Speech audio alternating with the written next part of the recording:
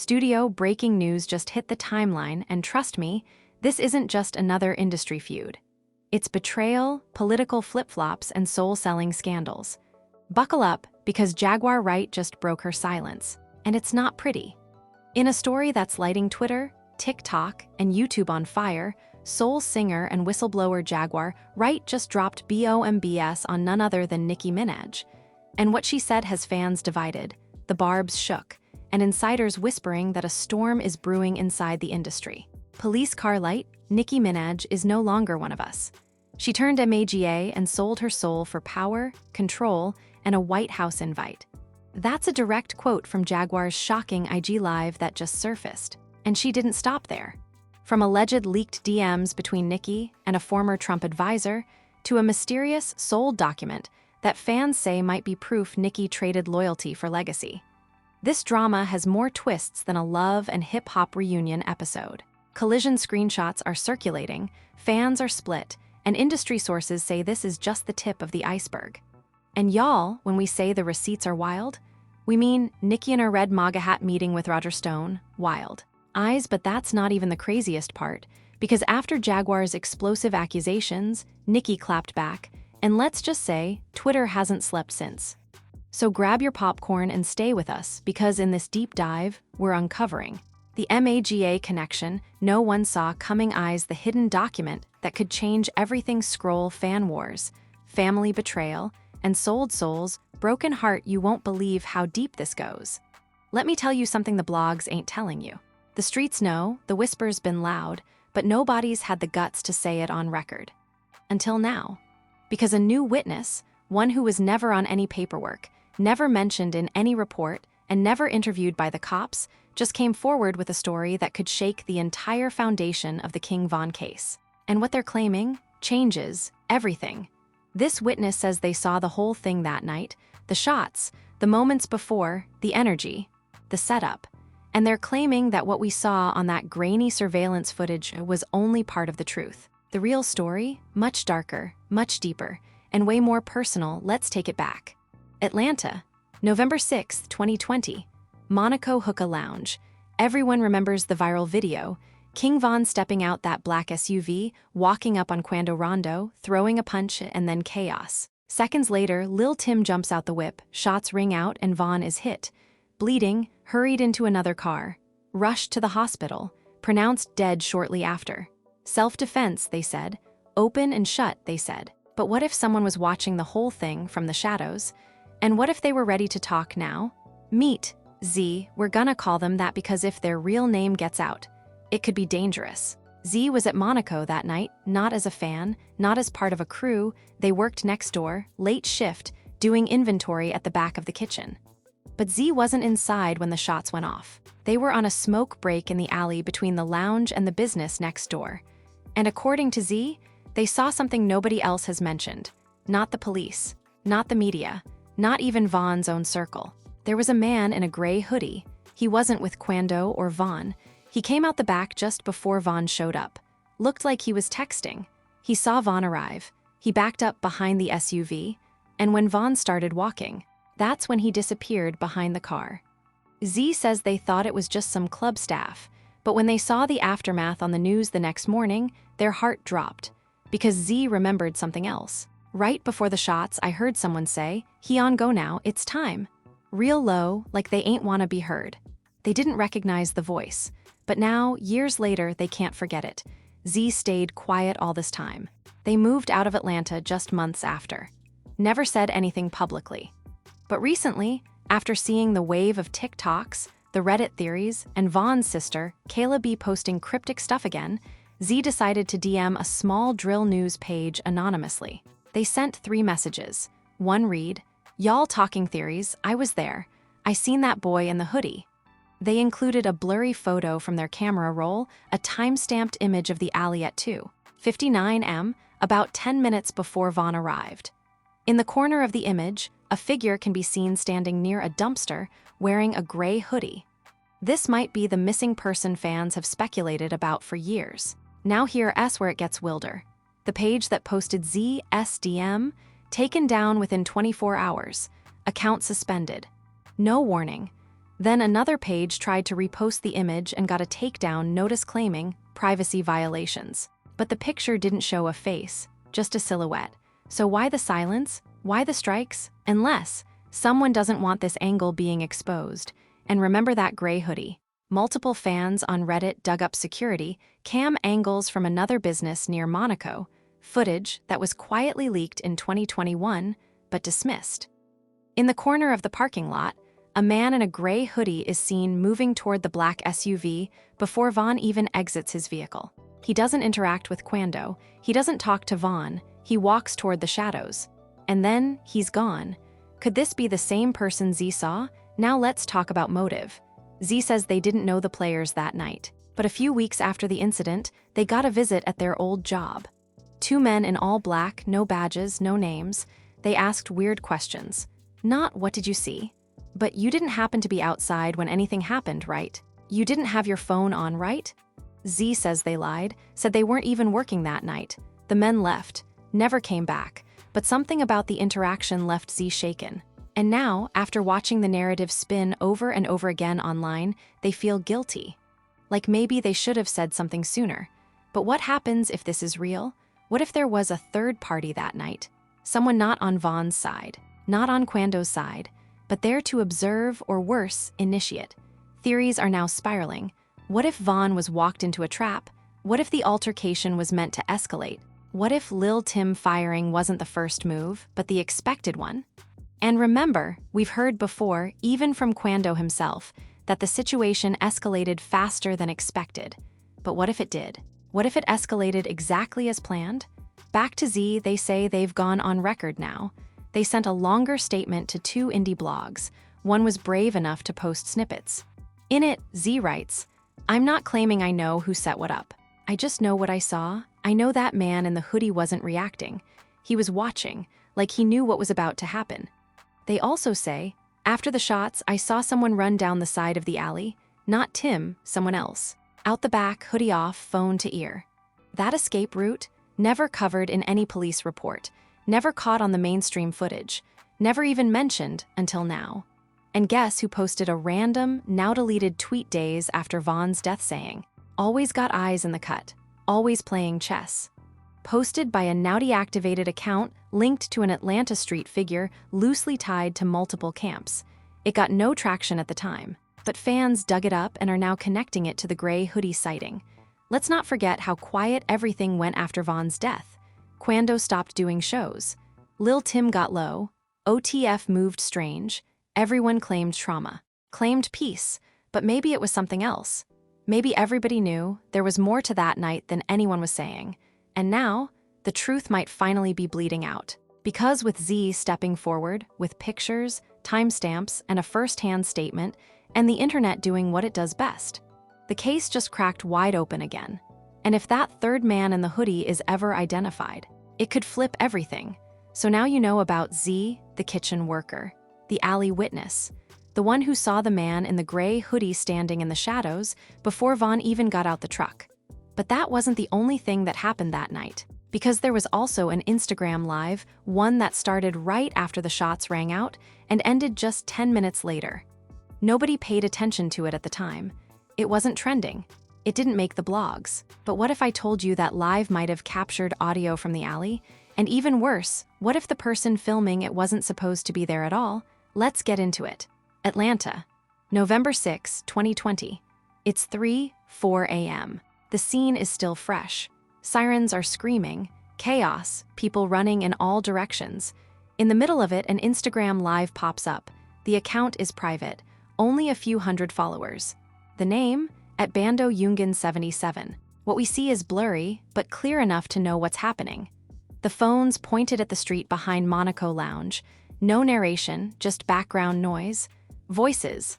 At the 2:33 mark, someone says, "Bro dipped out the back, hoodie gone, you saw that?" At the 3:15 mark, a second voice. "That was Tim, that was the other dude." The camera shakes.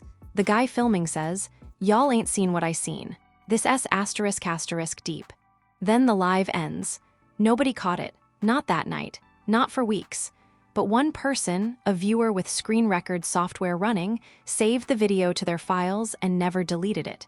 Fast forward 2 years. That same viewer uploads the screen recording anonymously to a Reddit thread titled, "Was there a third person involved in King Von's shooting?" The clip goes viral. Now the internet's working overtime. Twitter detectives break it down frame by frame, enhance the audio, clean the background noise. What they hear at the very end of the live is chilling. Y'all trying to pin it on him, but he ain't shoot first. S was already lined up. Then static, then silence. Now who were they talking about? Tim, Quando, Von, or someone else? That's when fans started revisiting the burner account theory. Because back in late 2020, there was this mystery IG account that kept popping up in drill fan comment sections. The username was @BlackRowPaddle. It posted only 4 times, all blurry, cryptic images of parking lots, alleyways, and one screenshot of what looked like a DM convo between 3 users. In that convo, a message that read, "Everything played out the way it was supposed to, timing was perfect." Followed by, "And Von wasn't supposed to swing, that wasn't in the plan." The account was flagged, mass reported, and wiped from IG within 48 hours. But now, after Z's statement and the resurfaced live, people believe @BlackRowPaddle belonged to someone involved behind the scenes that night, someone who was watching it unfold. Now here, where it gets even deeper. A Twitter user named @TrapArchives, who's known for pulling hidden details from court docs and private databases, posted this. "Y'all ever wonder why the cops didn't seize all the surveillance footage from Monaco that night?" He goes on to explain how only 2 angles were used in the investigation, both from the front. Not the side, not the back. And then he drops this bomb. There was another camera, behind the alley, mounted above the trash zone. It was live the whole time, but nobody pulled the footage. Fans went insane.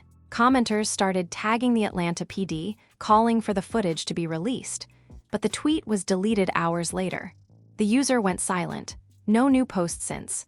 One fan screenshot the thread and asked, "Was this the camera Z was standing under?" Back to the Instagram live. That video was eventually reposted by a YouTube channel that does deep dives on unsolved rap cases. Their audio analysis confirmed that at least 3 unique voices were captured in the background, none of which matched Tim, Quando, or Von. One sounded older, deeper.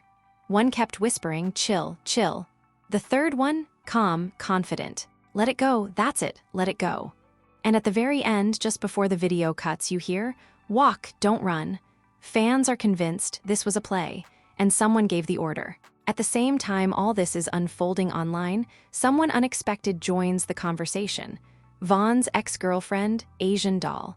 She hops on Twitter and in a now-deleted tweet says, "I begged him not to go. I told him I had a bad feeling." Fans start asking questions. What did she know? What did Von tell her before leaving? And then someone finds an old IG live from her just days before Von died. In it, she says, "I keep having this dream. It's like somebody fake around him, smiling in his face but lining him up." People brushed it off as emotion at the time.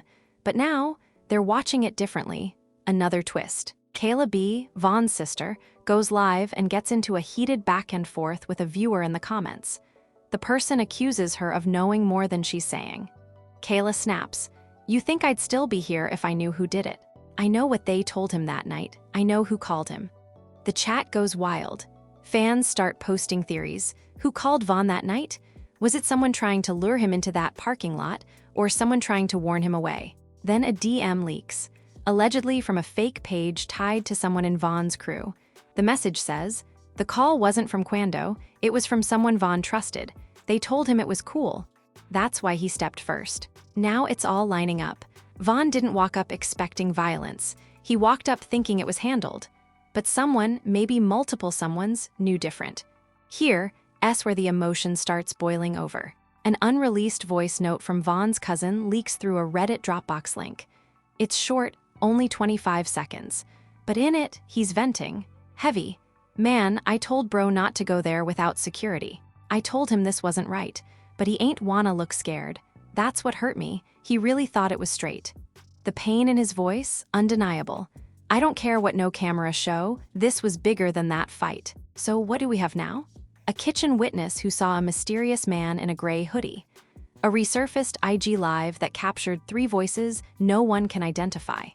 a deleted burner account that referenced a plan going off script, alleged DMs pointing to a phone call from someone close to Vaughn, Kayla B and Asian Doll both dropping emotional hints about that night, a cousin admitting Vaughn was misled into thinking it was safe. And guess what? Not one of these people have named names, but they've said just enough to keep the fire alive. This case ain't just some rap beef gone wrong. It's starting to look like a web, a setup, a situation where multiple players were in motion and only one man didn't know the full game. King Von. And the scariest part? If more footage drops, if the third voice in that live gets identified, if the alley camera is ever recovered, this entire case could flip inside out. Let me start by saying this. After what I uncovered in this next part, I seriously debated whether I should even upload it. What you're about to hear was never supposed to leave the room. What was said was off record, off camera, and off the chain. But the streets talk, and the walls in certain studios, they echo. Because 2 weeks after King Von was killed, a secret conversation went down inside a private recording studio on the west side of Atlanta. No cameras, no social media, just 4 people, a manager, 2 artists, and a friend of Von's from Chicago who flew in that day. The studio had no idea the room was being recorded, but it was, accidentally. Here's how the leak happened.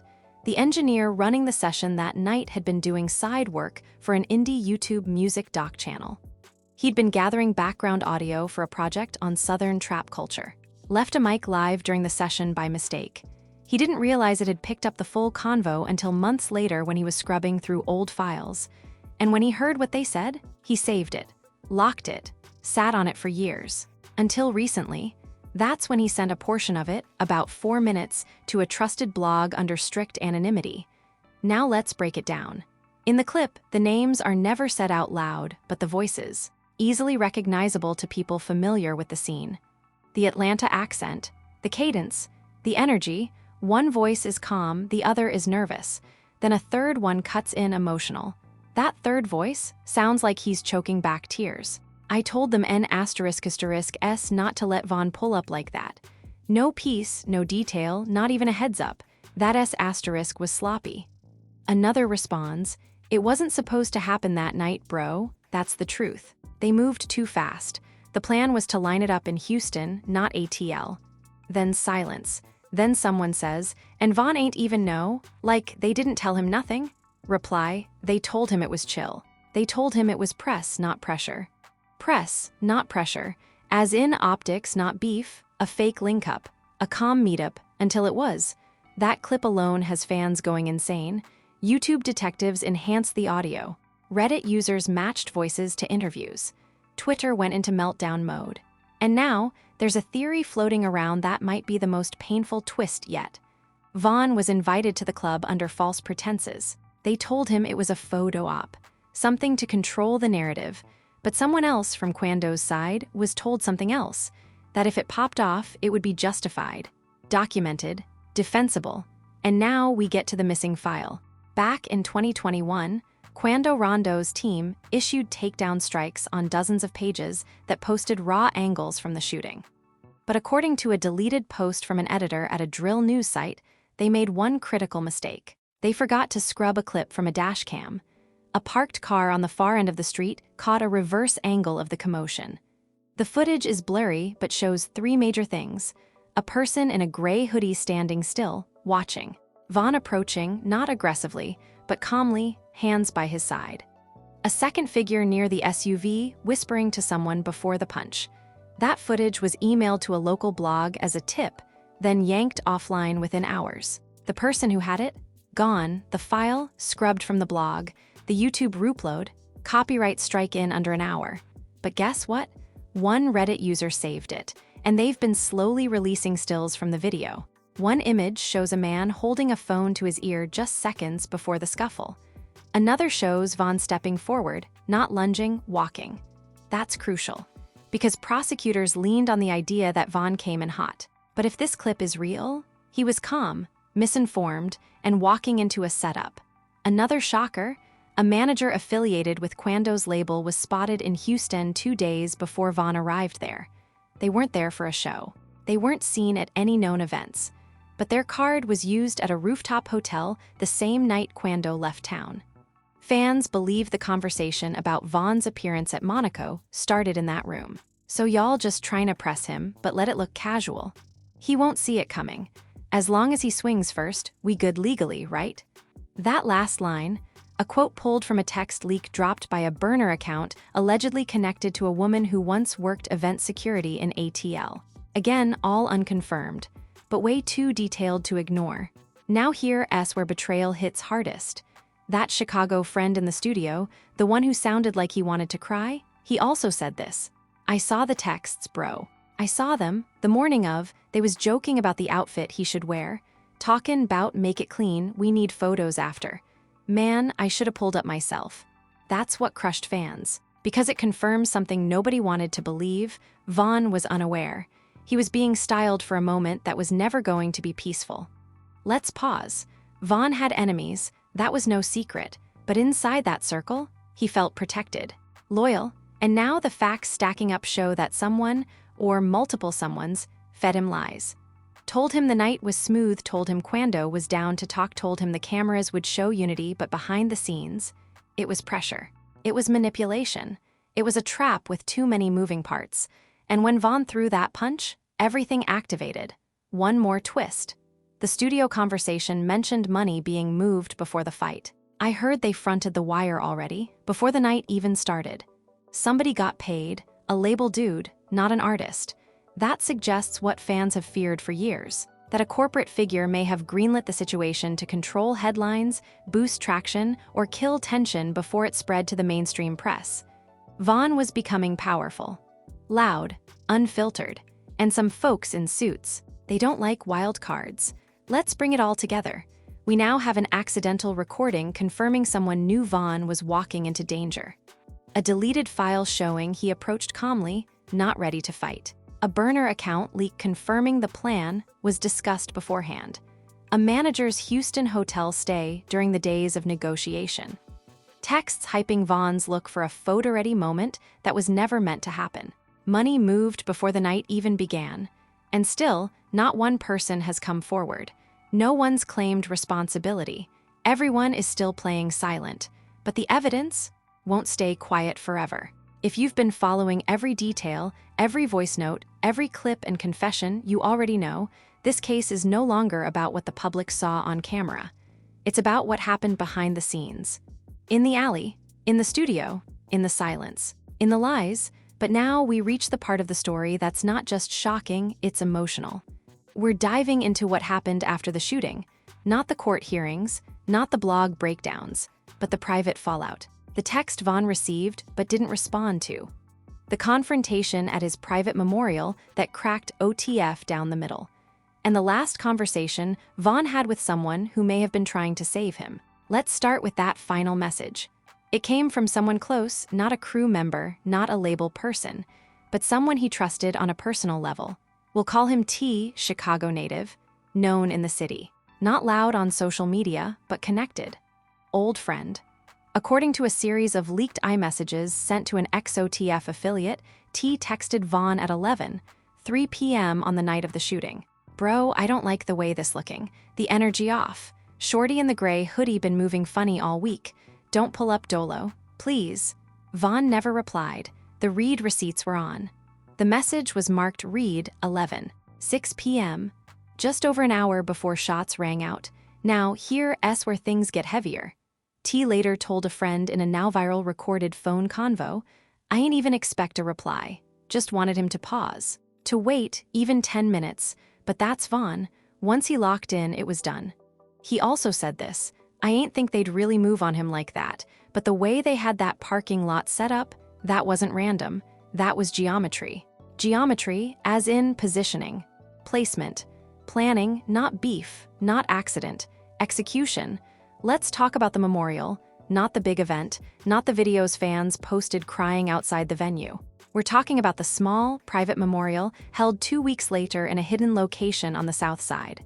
No flyers, no security details, just 30 people handpicked, family, day ones, people who really knew Vaughn. Phones were taken at the door, but words were not held back. Kayla B was the first to speak, Vaughn's sister, his twin soul. She stepped up to the mic holding a folded piece of paper. She didn't read from it, she just held it, and spoke from the heart. My brother didn't die because of rap, he died because people got quiet. People stopped being real. They let him walk into a fire they started and didn't say a word. The room went silent. Vaughn's cousin looked down. One of the label guys got up and went outside. Another affiliate started tearing up. Then she added, "He wasn't supposed to be there that night. If you knew what was going on and said nothing, I hope you feel it every time you try to sleep." That line broke the room in half. Two known affiliates of Vaughn, people who had traveled with him that same week, stood up and tried to speak. One of them said, "We ain't know it was gone pop off like that." Kayla didn't even flinch. She stared dead at him and said, "But y'all knew it could, and you still let him walk in alone." The second man tried to defend himself, saying, "He ain't want no detail, he ain't want cameras, he wanted to go light." But Kayla cut him off. "And you were supposed to be his mirror. If he ain't see the danger, you were supposed to reflect it." He had no response. Both men walked out, and with them, so did a piece of OTF's unity. Later that night, another family member, Vaughn's aunt, shared something that hadn't been made public before. She said Vaughn had called her the day before the shooting, asking about a dream he'd had. "He told me, Auntie, I saw a crowd cheering for me, but the faces kept disappearing. And in the dream, I turned around and nobody was there." She told him to rest, to pray, to be careful. He said, "Don't trip, Auntie, I move smart." She paused, then said, "He was smart, but he was also loyal, and sometimes loyalty kills you before the streets ever can." Meanwhile, fans started digging deeper into who might have been behind that call Vaughn got before pulling up. A phone log leaked from an anonymous source shows a 2-minute call from a number in Houston, 47 minutes before the shooting. Not from Quando, not from Tim, not from a known number, but one linked to a burner purchased 2 days prior near a Galleria mall.